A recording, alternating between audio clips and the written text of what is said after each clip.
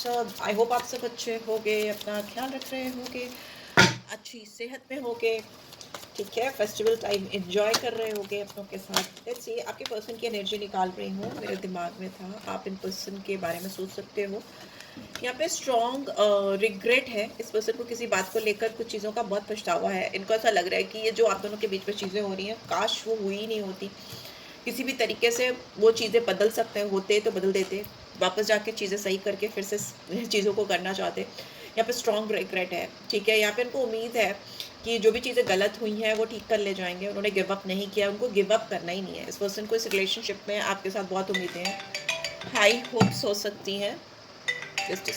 में भी हो सकता है इस पर्सन को आपसे किसी बात को लेकर के फॉरगिवनेस चाहिए, माफ़ी चाहिए, और ये माफ़ी पास्ट से रिलेटेड है, पास्ट की किसी एनर्जी से रिलेटेड दिखाई दे रही है, और स्ट्रगल कर रहे हैं क्योंकि इनको आपसे माफ़ी मांगनी ही मांगनी है। They need your forgiveness, this they are looking forward for your forgiveness, but this is like I can see some struggle going on. कुछ तो है, बहुत बहुत ज़्यादा स्ट्रॉन्ग इनको रिग्रेट है।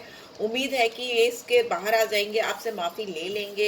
हो सकता है इंसान इस समय अपने आप को हील कर रहे हैं, अपने आप को ओवरकम करने की कोशिश कर रहे हैं इस सिचुएशन से बाहर लाने के लिए। जब तक ये हील नहीं होंगे, इवेंचुअली अल्टीमेटली इनको हील होना ही पड़ेगा, अगर ये आपके साथ में चीज़ों को, रिश्तों को सही करना चाहते हैं। वैसा मुझे दिखाई दे रहा है।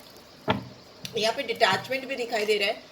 मे भी हो सकता है इंसान आपसे अपने आप को डिटैच करने की कोशिश कर रहे हैं, आपको लेट गो करने की कोशिश कर रहे हैं, सिचुएशन को लेट गो करने की कोशिश कर रहे हैं, सो दैट ये ना एक खाली दिमाग में, एम्प्टी माइंड,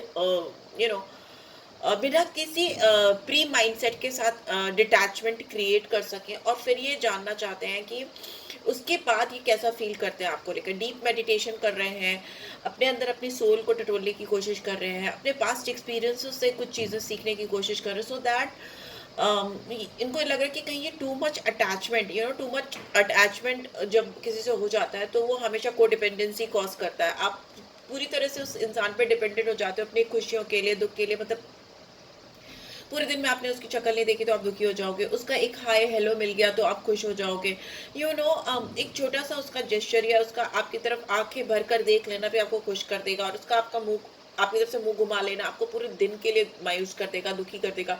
तो हो सकता है इस पर्सन को ऐसी कुछ स्ट्रॉन्ग अटैचमेंट, डीप अटैचमेंट आपके साथ फील होती है, जिसको ये they don't want to continue it, because उनको लग रहा है कि वो बहुत ज़्यादा आप पे डिपेंडेंट होते जा रहे हैं या होती जा रही है। Too much dependency I can see, which can sometimes become toxic as well. तो ये अपनी एनर्जीज को क्लियर करना चाहते हैं आपसे, सो दैट ये क्लियर माइंडसेट के साथ इस रिलेशनशिप पर कुछ चीज़ें सच्चे दिल से सोच सकें, समझ सकें। रेमिनिसिंग है, बट ये इंसान आपसे अपने आप को डिटैच नहीं कर पाते।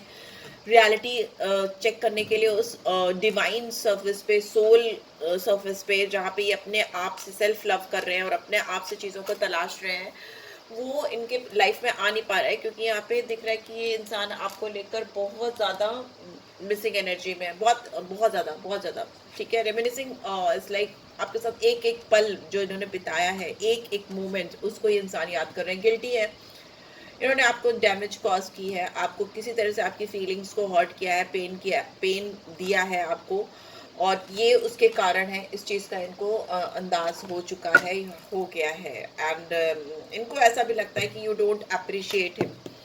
मे भी हो सकता है इन्होंने जो चीज़ें की है उसकी वजह से चीज़ें गड़बड़ हो गई हूँ, राइट।